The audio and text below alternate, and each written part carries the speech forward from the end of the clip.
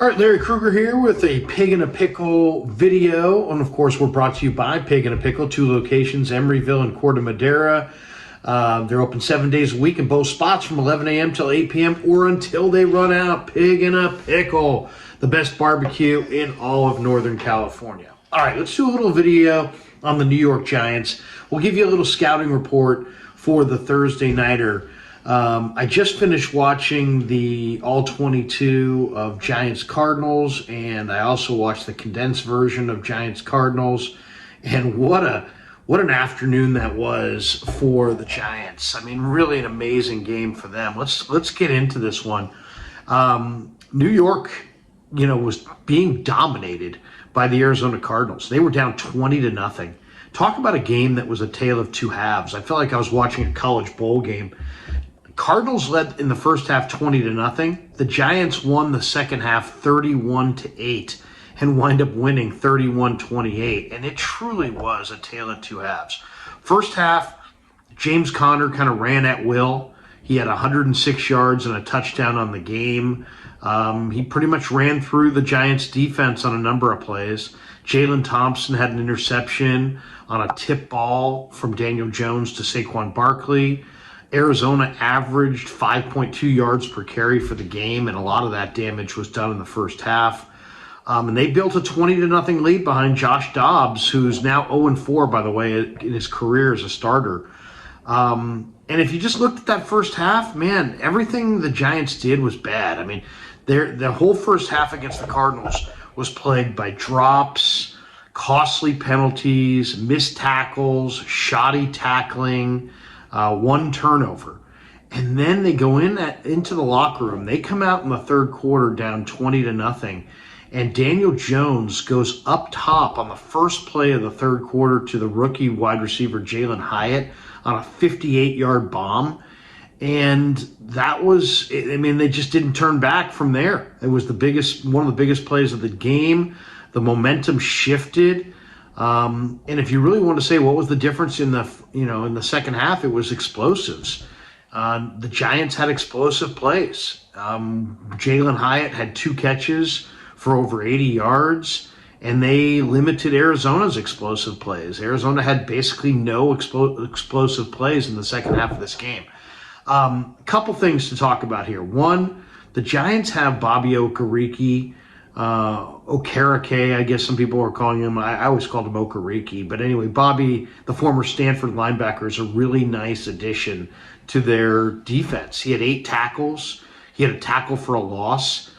He's an outstanding coverage linebacker, and he's given them a dimension they didn't have last year.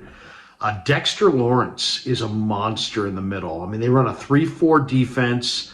They're kind of known for their blitzing. Wink Martindale likes to blitz, but Dexter Lawrence is a force against the run inside. So if you're going to run it, if you're the Niners in this game, and they should, don't run it at Dexter Lawrence because he's a dominant inside run defender. Jason Pinnock, the former Pitt Panther corner, really had a nice game. He was used as a blitzer off the edge, and they timed up some run blitzes. He wound up with 13 tackles, 3 tackles for loss. That was really the difference in the ball game. New York blitzed a lot in the second half, and they used Pinnock off the edge to get it done.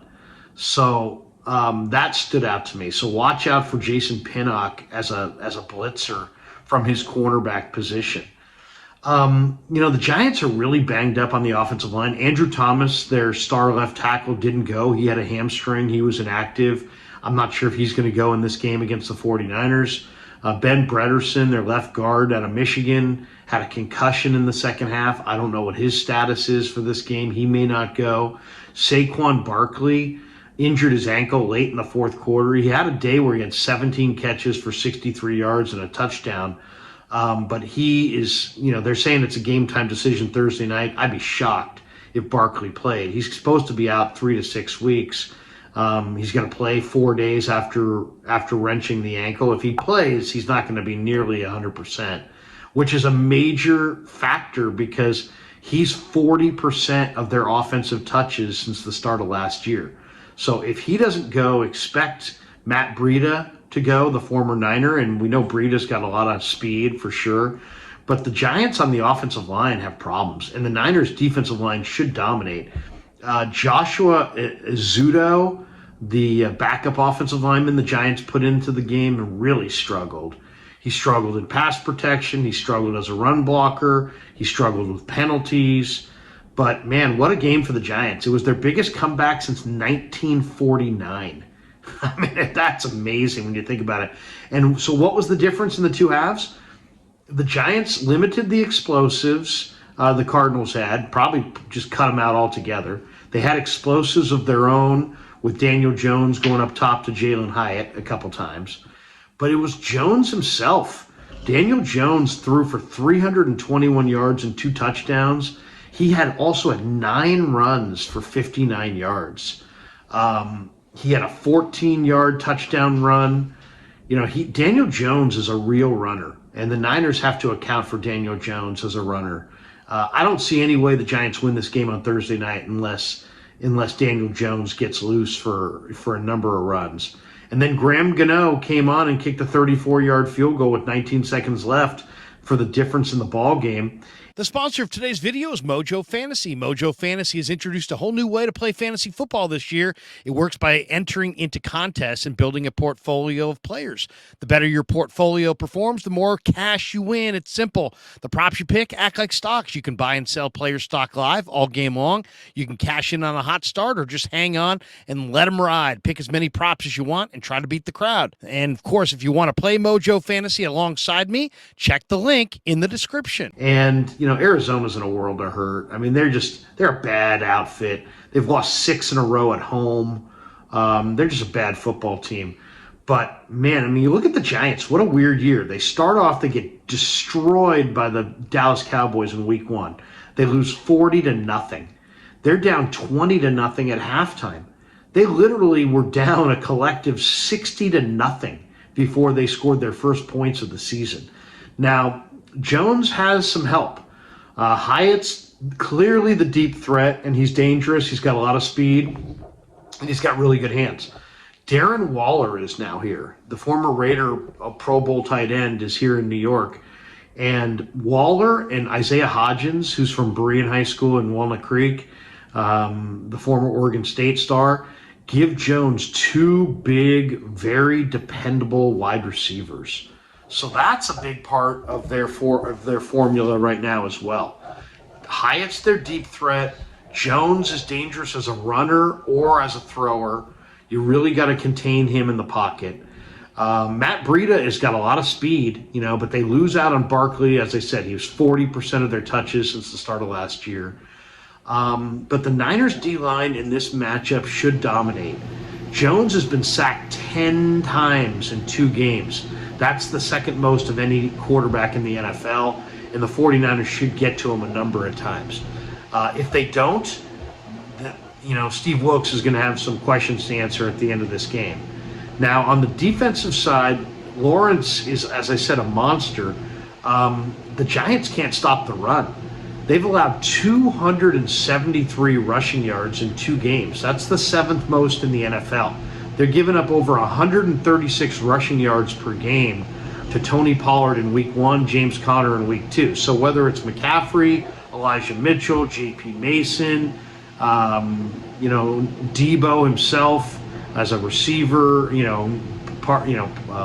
moonlighting as a running back, the game plan should be to run it and play ball control at this Giants team and try to limit the Giants' offensive touches and limit how many plays they can have for themselves. New York also has no interceptions on the year. They've got 2 rookie corners, Deonte Banks and Trey Hawkins III. Banks is a big corner, but man, I think the Niners, between if Ayuk goes or Debo, Jawan Jennings could have a huge day. Even Ronnie Bell. If they wind up sitting Ayuk and going with Ronnie Bell, I'm fine with that as well. But the guy that I would say look for to have a huge day is Jawan Jennings. Why? Because Adoree Jackson is the Giants' nickel corner, and he has been really susceptible to getting burned. And Jennings has a major, major size advantage against Adoree Jackson. So look for Juwan Jennings to go off Thursday night against Adoree Jackson. Also, New York has they're in 2 games, they have 0 sacks. Now, this is the one area that's a little bit of a wild card going into the Thursday night game. New York has the same D-line that they had last year. Now, Azeez Ojulari is hurt, and I don't think he's going to go. But they've got, they still have Leonard Williams and Dexter Lawrence inside and Kayvon Thibodeau on the outside. To me, this is the wild card Thursday night. Kayvon Thibodeau. Can the Niners block Kayvon Thibodeau? New York's got 0 sacks in 2 games, but they were 13th in the NFL in sacks last year with largely the same group. So if the Giants can dial up their outside rush in this game, that's going to be a major factor. I think the 49ers should be able to block this outside rush. Dallas did, Arizona did. Hopefully the Niners can do the same. So there you go. I mean, there's a little thumbnail on the Giants. I mean, really what you're looking at on offense is Daniel Jones is a major threat with his legs, and you have to keep him hemmed in the pocket. You can't let him get outside and make plays with his legs. They have a very young and beat up offensive line. They got a rookie center and some beat up offensive linemen. They got a deep threat in Jalen Hyatt that you have to account for, and they have 2 really big, dependable receivers in Darren Waller and Isaiah Hodgins. And on defense, don't run it at Dexter Lawrence, because Lawrence is just going to eat up Brendel in the middle. He's just a monster who cannot be moved. And then the wild card is don't let Kayvon Thibodeau heat up. Don't let Kayvon Thibodeau get a bunch of sacks. They've got none coming in, so it shouldn't be too hard. And then the Niner receivers, you got to make plays on Adoree Jackson, on Deonte Banks, on Trey Hawkins. Xavier McKinney's a pretty athletic, strong safety, but he'll be undisciplined at times. Look for Jason Pinnock to be a blitzer off the edge, both in run blitzes and hunting the quarterback to try to generate some pass rush. Wink Martindale is known as a defensive coordinator who blitzes at one of the highest rates of any defensive coordinator in pro football, and they're not getting a pass rush. So what did they do in this the second game against Arizona? They didn't get a pass rush, and then they just brought the house in the second half, and they just blitzed Dobbs to death. Now, if Purdy's blitzed that way, I expect he'll find Debo and Ayuk and Juwan and Ronnie Bell and George Kittle and burn the Giants in the pass game. But to me, that's where this game is going to be won or lost. So there you go. Thumbnail sketch. They do have 3 backs between Matt Breida, Gary Bridewell, and Eric Gray. Gray struggled this summer as a pass protector. I expect we'll see more of Brightwell and Breida. Expect the Giants to, the guy you got to worry about in the run game is not those guys. It's Daniel Jones. Watch for Daniel Jones. Watch for Hyatt down the field. On 3rd downs, you really hug up on Hodgins and Waller. Don't run at Dexter Lawrence. Be aware of where Bobby Okereke is in pass coverage. Block Kayvon Thibodeau. Watch for Jason Pinnock off the edge as a run blitzer. And if there's a guy to pick on, it's pick on Adoree Jackson with Juwan Jennings and throw the ball up high to him, because Jennings has got a major size advantage on Adoree Jackson. Jackson's faster. Jennings is much bigger, much more physical, and he should be able to win jump balls against Jackson all night long. All right, there is your scouting report for Thursday night on the New York Football Giants. Giants and Niners go. Niners will be wearing the throwbacks. Should be a phenomenal night.